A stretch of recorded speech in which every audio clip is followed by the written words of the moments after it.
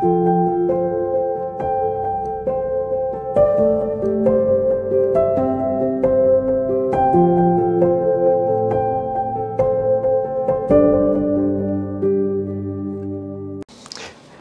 bonjour.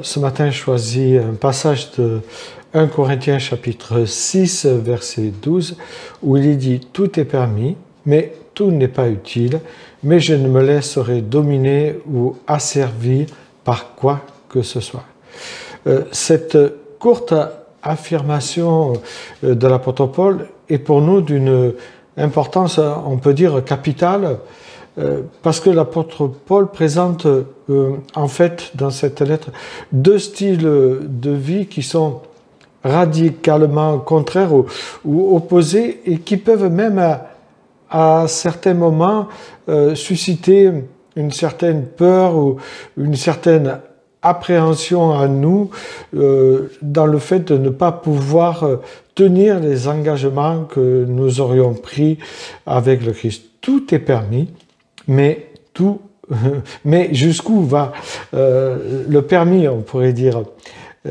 C'est pour cette raison, je crois que l'apôtre Paul précise bien que tout n'est pas utile dans notre vie et dans notre marche chrétienne.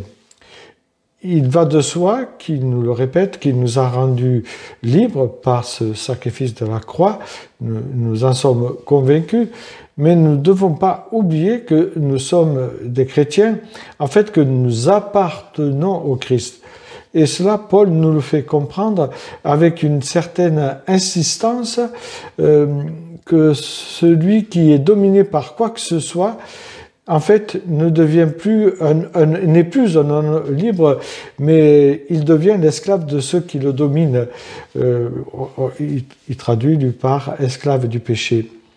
Bien que toute chose soit à notre pouvoir, dit-il, nous ne devons pas nous laisser soumettre au pouvoir de cette chose. Leur domination, parce qu'elle peut nous égarer ou, entre guillemets, même nous perdre. En fait, on voit bien que l'apôtre Paul refute les slogans des libertins de l'église de Corinthe, dont le mot d'ordre était « tout est permis » et lui, il rajoute « mais tout n'est pas utile ». Et l'on sait jusqu'où peut aller leur soi-disant « tout est permis », cette, entre guillemets, liberté.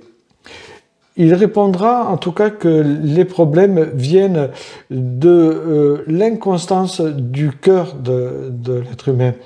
Le cœur, il a tendance à loucher facilement sur les plaisirs mondains, et même des plaisirs mondains qui peuvent être dégradants.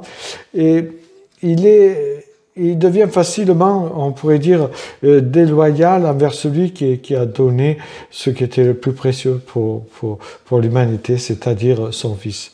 Alors le danger de nos déviations est de leur donner une place que Dieu n'a jamais voulu qu'elles aient dans notre vie de tous les jours, on pourrait dire. Alors comment combattre cela et les vaincre même? C'est ce que dit l'apôtre Paul. Et là, il intervient en disant que tout simplement, en ayant les yeux et les regards fixés sur cette petite phrase de l'apôtre Paul que j'aime beaucoup dans le chapitre 6, verset 14. « Or, Dieu qui a ressuscité le Seigneur nous ressuscitera aussi par sa puissance. » On voit que Paul glisse cette petite phrase sur la résurrection à venir pour inciter l'homme justement à pencher ses regards sur celle-ci. En premier, bien sûr, sur celle de Jésus, mais surtout aussi sur notre résurrection future. Parce qu'il connaît bien la nature humaine, il est notre créateur, Dieu, on le sait, et il est créateur, mais aussi recréateur de toutes choses. Il sait que nous avons cette fâcheuse tendance à considérer, on pourrait dire, le monde précis de notre vie comme s'il s'agissait d'une vie entière qui serait interminable, sans fin, en oubliant justement tout le reste, alors que l'Écriture nous dit bien que nous sommes des pèlerins, des voyageurs sur cette terre.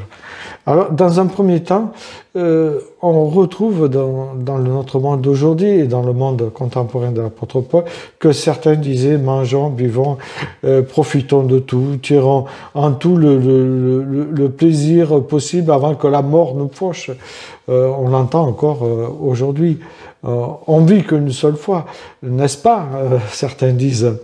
Et dans un second temps, lui, l'apôtre Paul nous amène sur la voie du chrétien en disant le chrétien admet que ce monde est dévasté, que les plaisirs que nous éprouvons ici-bas sont simplement éphémères et qui ne pourront jamais combler pleinement nos attentes et le vide que le cœur de l'homme a.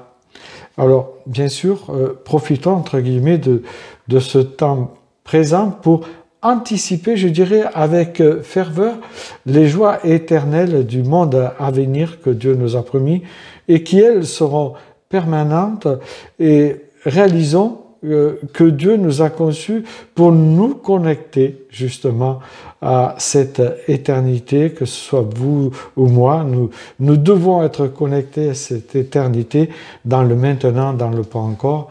C'est pourquoi ce moment présent que nous vivons ne doit pas constituer notre objectif final, mais nous devons comprendre qu'il nous prépare avec l'aide de la grâce de Dieu à ce qui est à venir, à savoir la rencontre avec notre Créateur.